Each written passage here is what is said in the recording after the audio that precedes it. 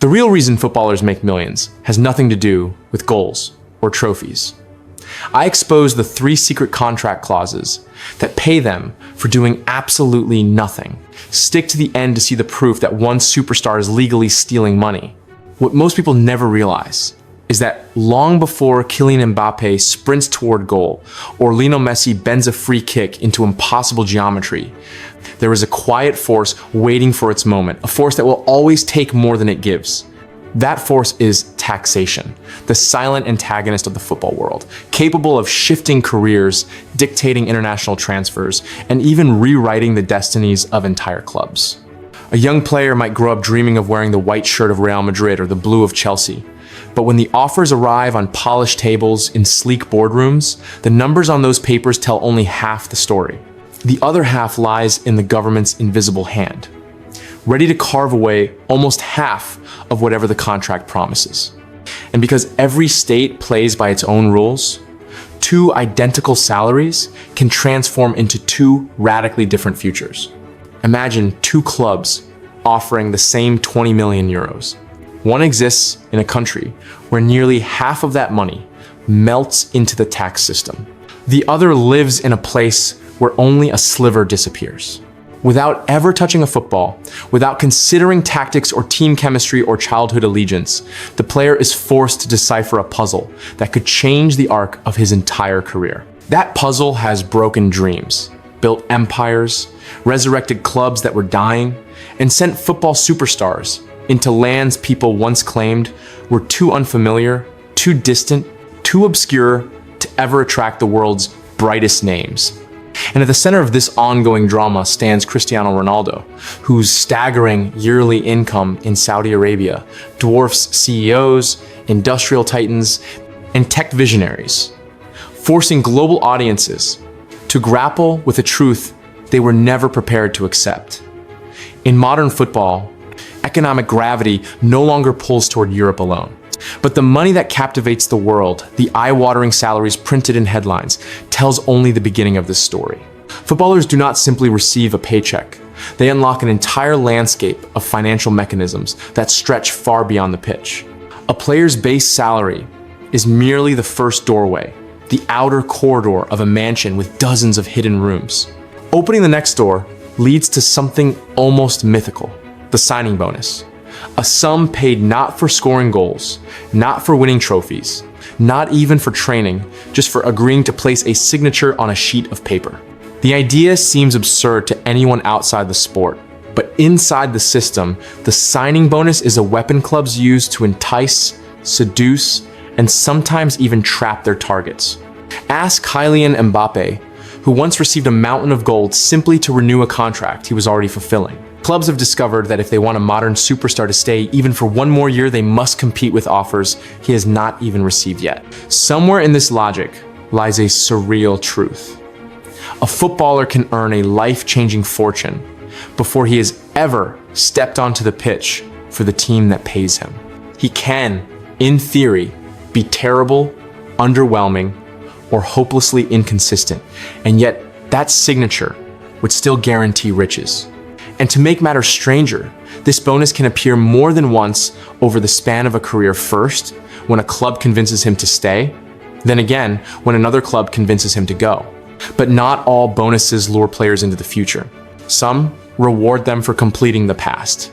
The loyalty bonus, which at first sounds like a sentimental tribute to faithfulness, is actually a carefully engineered psychological mechanism designed to keep a player anchored until the last day of his contract. Full names like Kylian Mbappe, Lionel Messi, or Gareth Bale appear in newspaper articles whenever loyalty bonuses reach astronomical heights. But the truth behind this system is even more fascinating. The loyalty bonus and the signing bonus constantly battle each other like rival kings. If a player chooses to leave early, he forfeits the loyalty bonus.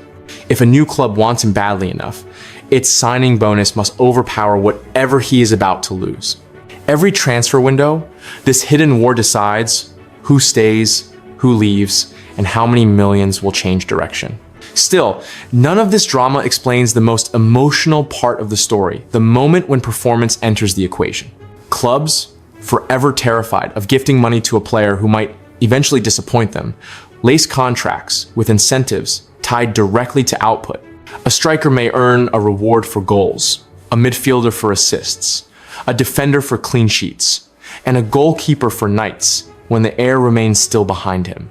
What seems like a simple system is actually a labyrinth of negotiations. Mohamed Salah once had clauses that rewarded him for reaching certain combined totals of goals and assists. Cristiano Ronaldo, already earning more than most nations' presidents, still received a fortune for each time he sent a ball into the back of the net. Virgil van Dijk, a fortress in human form, could collect immense sums for preserving silence in Liverpool's penalty area. And long before these modern giants rose to fame, an 18-year-old at Manchester United once discovered that a single late match substitution, ordered by Sir Alex Ferguson for reasons only the coach could foresee, could transform his monthly income from a trickle to a flood. Sometimes a footballer's life changes not when he scores a goal, but when his name appears on a match sheet at the right moment. These performance rewards are more than financial tools. They are emotional motivators, psychological flames. A striker chasing a goal bonus might take risks he would otherwise avoid. A keeper hunting a clean sheet bonus might play with a ferocity he never knew he had. Money in football is not passive. It moves through the minds of players, shaping decisions on the pitch in ways fans may never notice. Yet even performance cannot compete with the strangest and greatest power a footballer possesses: his image. The face of Lionel Messi can sell more shirts than the marketing department of an entire corporation. Cristiano Ronaldo's likeness can ignite branding campaigns in dozens of countries before he even posts a single photo. This is where another layer of complexity emerges. A player's image rights are not simply a moral principle, they are a commodity, a battlefield, a kingdom with its own laws. Clubs want a piece of that kingdom. Players want to guard it. Sponsors want to exploit it. And the negotiation becomes a dance, with every step carefully weighed to avoid stepping on the toes of global corporations. David Beckham changed the rules of this dance forever when he agreed to share a massive portion of his external income with Real Madrid. For some, the idea seemed outrageous. Why should a player surrender money earned from outside the sport? But the answer lies in the value of the shirt he wore. A player inside Real Madrid's orbit shines brighter on the global stage than a player outside it. Clubs know this. Players know this. Agents know this. And so the contracts evolve year after year as clubs demand a percentage of the fame their brand amplifies. Meanwhile, players like Kylian Mbappe, who built personal empires even before signing with Real Madrid, negotiate cleverly, ensuring that the club receives far less control than it did over earlier stars. But what happens when all these layers, salaries, signing bonuses, loyalty rewards, performance incentives, and image rights collide in one single contract? Something monstrous is born, a financial titan large enough to reshape entire economies. Lionel Messi's famous renewal with Barcelona stands as the clearest example. By the time that deal was fully examined, the world discovered a mountain of financial commitments so huge that it eclipsed the earnings of entire industries. The numbers were breathtaking, not for their size alone, but for the layered architecture behind them. Base salary, enormous signing rewards, loyalty payments, cascading performance clauses, all combined with the relentless presence of taxation. That single contract, spread across 4 years, represented a level of compensation many countries might struggle to pay their civil servants. And yet, when Messi received his portion, only half of the total sum remained after the state took its share. Even legends are not beyond the reach of the taxman. As the modern football world grows, so does the landscape of bonuses. Some clubs promise luxury cars. Some offer special prizes for winning international tournaments. Others create nuanced incentives designed to motivate entire squads, dangling millions for collective triumphs. In 2016, when Leicester City achieved the impossible by winning the Premier League, the players were promised expensive sports cars, gifts that symbolized not just victory but gratitude, loyalty, and the acknowledgement that their achievement defied logic. Managers sometimes joked about receiving their own gifts, but even humor could not hide the reality that football's reward systems often treat players like the gods of Olympus and treat coaches like mere mortals. And still, the story does not end there. The deeper you go, the more extraordinary the landscape becomes. Some players sign deals that promise money for appearances, for maintaining fitness, for avoiding disciplinary problems, for staying at the club beyond a certain date. Others negotiate clauses protecting them from unfavorable tax changes, or clauses linked to global marketing revenue, or clauses guaranteeing income years after leaving a club. Lionel Messi once continued receiving payments long after stepping away from Barcelona because the structure of his previous agreement allowed obligations to linger far beyond the length of the contract itself. In football, money does not behave like money elsewhere. It behaves like an ecosystem. And at the heart of this ecosystem sits the player, the youngest sons of ordinary families, transformed into global assets whose decisions can send shockwaves through the world economy. When Lionel Messi traveled to Paris, streets filled, banks opened special divisions, and companies shifted marketing strategies within days. When Cristiano Ronaldo moved to Saudi Arabia, nations re-evaluated their footballing ambitions. When Kylian Mbappe became the most sought-after name in modern football, entire institutions rewrote their financial models to compete. Yet none of these men began as financial giants. All of them, every superstar whose name echoes across continents, started with a dream, a ball, and a hope that talent alone would be enough. But talent is only the key that opens the first door.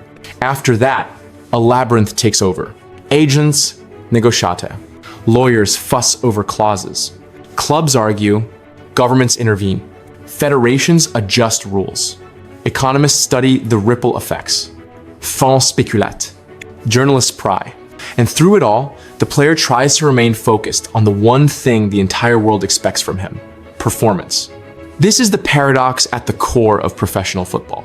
The sport is fundamentally simple: 22 players chasing a ball, but the machinery behind those players is vast, intricate, and often surreal.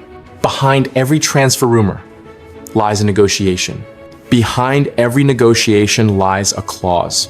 Behind every clause lies a consequence. And behind every consequence lies a man whose life can change with a single decision: stay or go, sign or decline, trust or walk away. One might ask, will this system ever collapse? Will salaries ever shrink? Will football ever retreat from the financial heights it now occupies? The evidence says no. As long as millions watch the game, as long as sponsorships grow, as long as global audiences expand, football will stand among the highest paid professions on earth. Surgeons, engineers, academics, pilots, they all command respect and remarkable skill, yet none of their professions generate the worldwide frenzy that football does. Even artificial intelligence engineers, with their multi-million-dollar contracts, do not captivate billions the way an athlete does when he calmly walks toward the penalty spot in the 93rd minute. Footballers earn so much because the world gives them so much attention. The game is a pulse felt across cultures, languages, and oceans. When Lionel Messi lifts a trophy, Argentina erupts. When Cristiano Ronaldo steps onto a pitch, stadiums tremble. When Kylian Mbappe surges forward, an entire generation feels a thrill, as if witnessing the future unfold. Behind that thrill lies an economy. And behind that economy lies a system designed with precision, ambition, and a touch of madness. Salaries form the base. Signing bonuses open the gates. Loyalty rewards anchor players to time. Performance incentives ignite the fire. Image rights extend influence beyond the pitch. Tax carve away enormous portion. And together, these elements build a financial universe unlike any other. In the end, when we pull back from the numbers and the negotiations, from the clauses and percentages, from the headlines and controversies, one truth becomes clear. Modern football is not just a sport. It is an empire of narratives, a theater of ambition, a high-stakes negotiation shaped by governments, corporations, agents, fans, and players whose names will echo long after their careers fade. The world watches them not only for their mastery of the ball, but because their lives reflect attention. We all understand the struggle between passion and reward, between dreams and reality, between what we love and what it costs. It is absolutely extraordinary that a single profession could rise to such heights. But perhaps that is what makes football the global phenomenon it is. Not just the goals, not just the trophies, not just the rivalries. The real story lies in the intricate web behind the players, a web of money, power, courage, pressure, loyalty, and choice. And as long as human beings continue to fill stadiums and press their hearts against the narrative of the game, football will remain one of the most dramatic, lucrative, and captivating arenas in the world. Tell me which income stream is the most unfair. Name one player you think is massively overpaid. Comment the most shocking money secret you learned today. Follow for more financial exposes they don't want the public to know.